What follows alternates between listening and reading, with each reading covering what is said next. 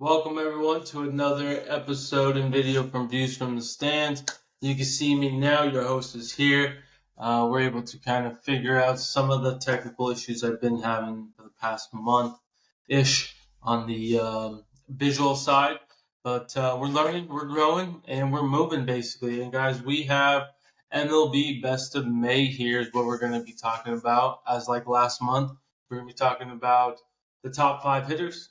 We'll definitely mention some honorable mentions, best 5 pitchers, best teams, and then storylines. But to start it off, we need to talk about the storylines that we discussed last month of what we thought May would be, right? And I gotta say, we hit on the nail on the coffin. It feels like. So the starters was the first one. Uh, are the Astros going to turn around? Right. The Astros were at the bottom pretty much of the division ish. Was not looking good and was not at the top. Right.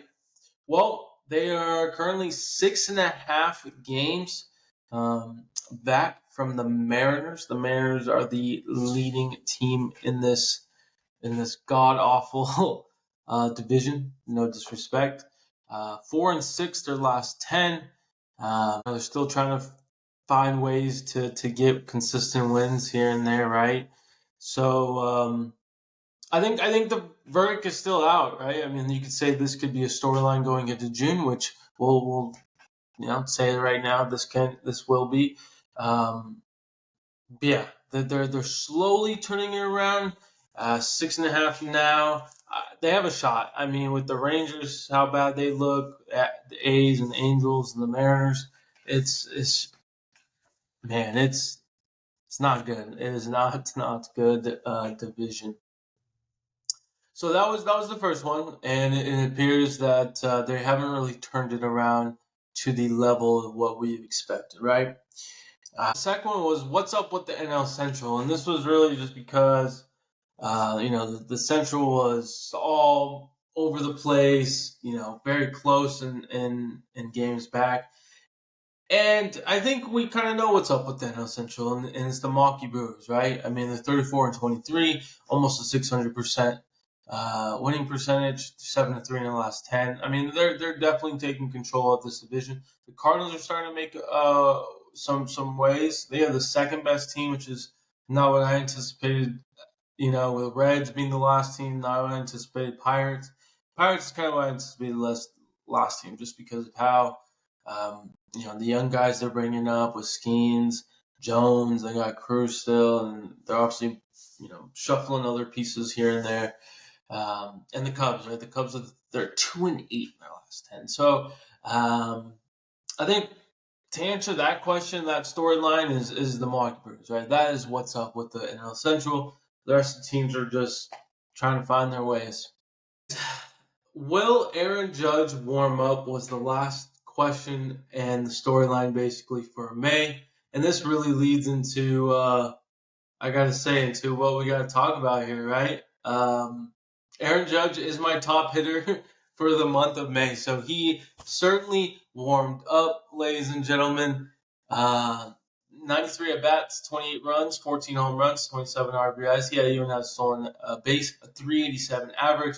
His OPS was a 1,400, almost 1,500. Almost had the same amount of walks than K's. So he's certainly seeing that ball very, very well. 12 doubles, 504 on base. What can you say? I mean, the guy is leading, I believe, the either the American League or the MLB in home runs. He's definitely found a groove. It's great to see when Aaron Judge is hitting the ball this well. Regardless of a Dodge fan from the sport of baseball, it's really great to see. So he is the top one. Answers the question on the storyline. And so number 2 is a good friend of mine, Jose Ramirez. Shout out to Franz. Only a 297 average, but he has 1,000 OPS. Slugging is a 703, 11 home runs, 33 RBIs, he had 4 stolen bases, more walks than strikeouts. He has 13 walks and 11 Ks. And basically, this dude is nuts when there's runners on base. When there's no runners on base, he doesn't seem to hit, But when there's runner on, which was the case a lot this past month, he was driving in a lot of damage, and Cleveland fans are obviously happy, very happy about him. So number 3 is Bobby Witt Jr. Shout out to him, man. I mean, this is a very young stud, dude. Taking the reins over there at Royals. 5 home runs, 24 RBIs, 7 stolen bases, a 308 average, 920 OPS for a shortstop, 550 slugging. I mean, what more can you want, right? I mean, if anything, you want the walks to be more than the strikeouts, but that's just picking at straws. I mean, the guy is a 5-tool player, speed, defense, hitting. It's really cool to see that he's really finally got it all together. He's really fine tuned his play, and love to see it. Love to see it. Number 4, and somebody that was on last month's top 5, Shohei Ohtani. This dude's a stud. I'm sorry. This is not a bias. I use data to really pick these players and these teams and all that. So start that off right there, right? But 7 home runs, 7 stolen bases, almost 20 RBIs, a 323 average, a slugging of just under 1,000, literally 4 points, 0.004, excuse me. If anything, he had more. Obviously, he doubled his Ks than walks. So he's 2-to-1, ratio there. But the dude's a stud, always been a stud, and it's hard to not put him in a top 5 hitter category. In general, whatever month you're talking about, or season, year, whatever the case may be. 5, the last guy before we go to the honorable mentions, we do have quite a bit actually on that, is good guy of mine, Corey Seager, man. He had a streak of eight home runs in the last 8 MLB games. He had, I believe that's over. Could be wrong. Should be looking into that. That's my fault. But again, 11 home runs, 21 RBIs, 300 average, a 1085 OPS. Seeing the ball well. Obviously, about 5 strikeouts more than walks, but he's still seeing the ball very, very well. Dude deserves to come back and just have just feel healthy, right? He was having some lingering issues from the past season, and so had a rough start, I would say. And he's heated up. He's feeling good, feeling healthy, and he loves to play in Texas.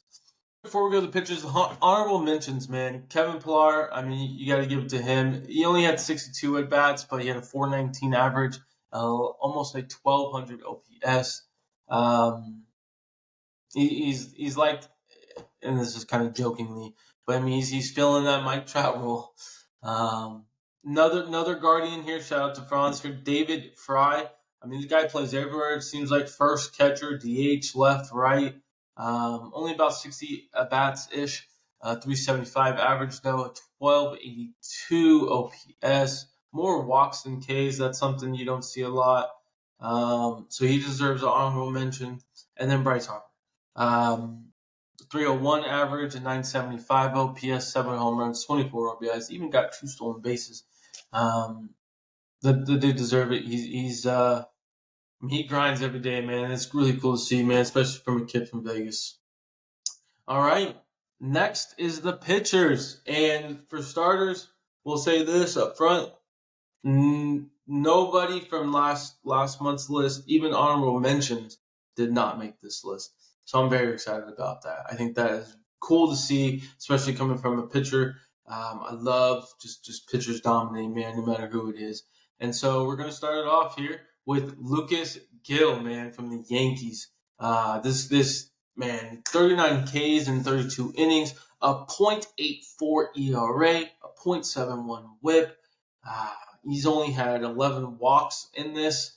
Uh, 5 quality starts, only giving up 2 home runs in this innings. I mean, this dude was a stud this past month and has been really this month. He has really just slowly kept improving and doing things. So the Yankees have a dude basically. Next one, Garrett Crochet, man. It's really great to see him light it up and be really consistent. It's really his first year as a starter. He was kind of a reliever his MLB career before this. Almost 30 innings, just an inning short, 38 Ks, a .93 ERA, a .72 WHIP, only 3 runs, 5 walks. So he is dialing in that strike zone, man. That is really good to see from making that transition to a reliever to a starter. You would think control could be an issue. I would say a little bit, and he really dialed it in this this postseason. Unfortunately, he did get one loss this um, this run, but hey, it is what it is when you're on the White Sox. Really, the real man I think that a lot of people should be talking about here is Chris Sale. Number 3 on my list here from the Braves, 27 innings, 36 Ks, .33 ERA. Yes, I said that correctly. .33. Only 1 run in this month. 17 hits, only 2 walks. The guy is back. The guy is back, right? And obviously he had his issues in Boston. It just happens with this game, man. It sucks, but it's just great to see him being healthy and coming back, and just being killers. One is, and he deserves it, in my opinion, here, and the Rockies do deserve this one. Cal Quantrill coming from the Rockies, 31 innings, 32 Ks, 1.71 ERA, a .92 WHIP, only 6 runs this month, 9 walks this month, so very efficient, especially since he's with the Colorado Rockies. It's good to see them having a pitcher having some consistency and some real good results. Lastly, before our honorable mention is Seth Lugo, man. He definitely deserves some praise here. Was a reliever at some time, but he's definitely gained the starter role. 33 innings, 35 Ks, a 2.16 ERA, a 1.02 WHIP.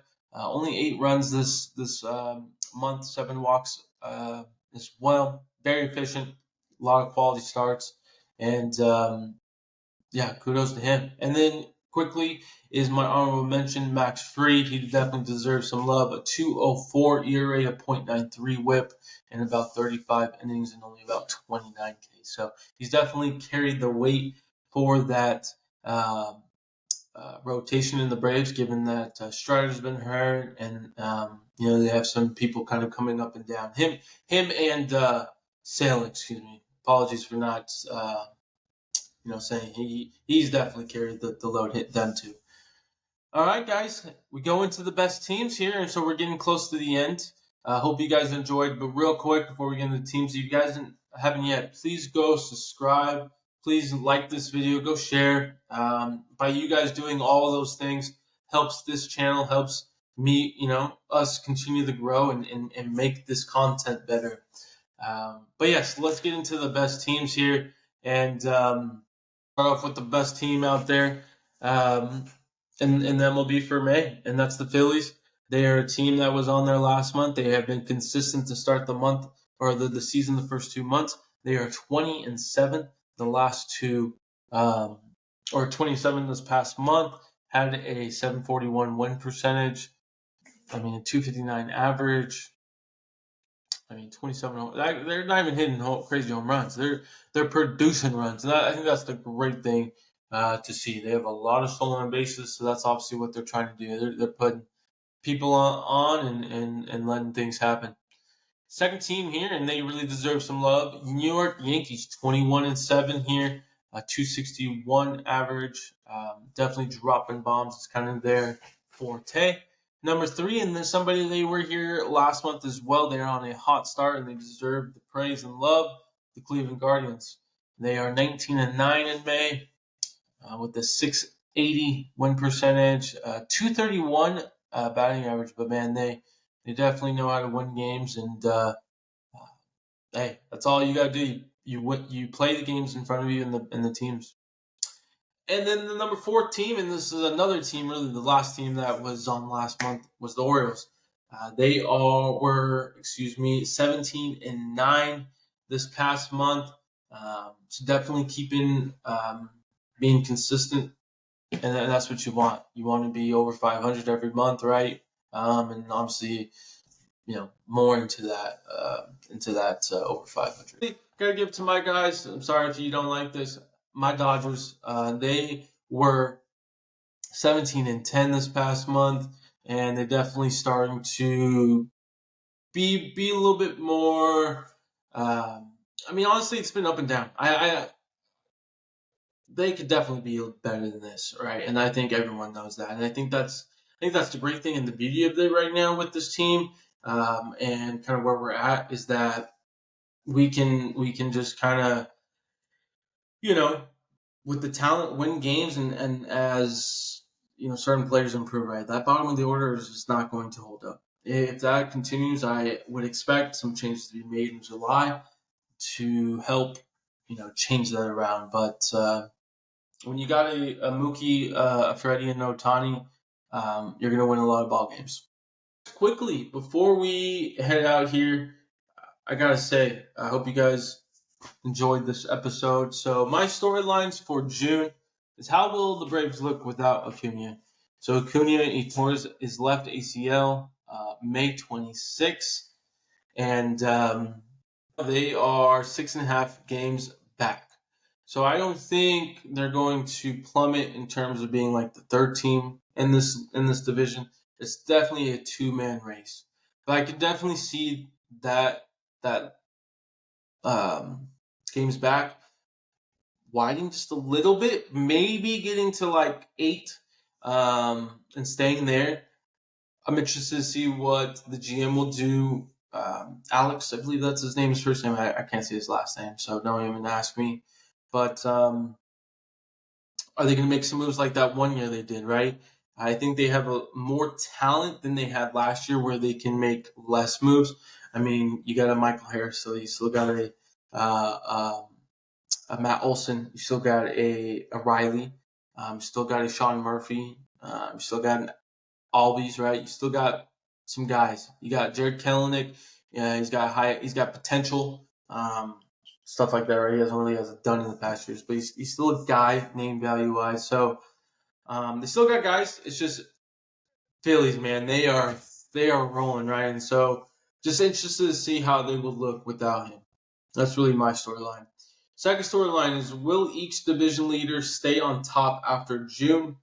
So the division leaders for the NL are the Dodgers, Brewers, Phillies. Do we think that will stay the case? Actually, I do. Yankees, Guardians, and Mariners are for the AL. I do not think. I do think the Mariners are going to flip it around. Basically, I don't think they'll be the division leader come our best of June conversation and video. That's my storyline from June. And then the third storyline, will the top 5 best odds teams basically stay the same? So in terms of FanDuel's odds, they got Dodgers number 1 at 260, Yankees plus 500, Phillies plus 700, Braves plus 800, and Orioles plus 1,000. Stay the same? I do not think so, because and one of the teams we've mentioned these past 2 videos for MLB, Guardians, they can definitely slip into this top 5. I was even looking at the odds. There's a team that they're above on in their division is above them in odds. It's mind blowing, to be honest. So it is what it is. But guys, I hope you guys join the best of May. Let me know in the comment section. Did I miss a team? Did I miss a certain pitcher? Did I miss a certain hitter? Did you agree with my listing and kind of who I thought the best teams and players were for the month of May? Let me know. Hope you guys enjoyed this video. Enjoy your weekend, guys. Peace.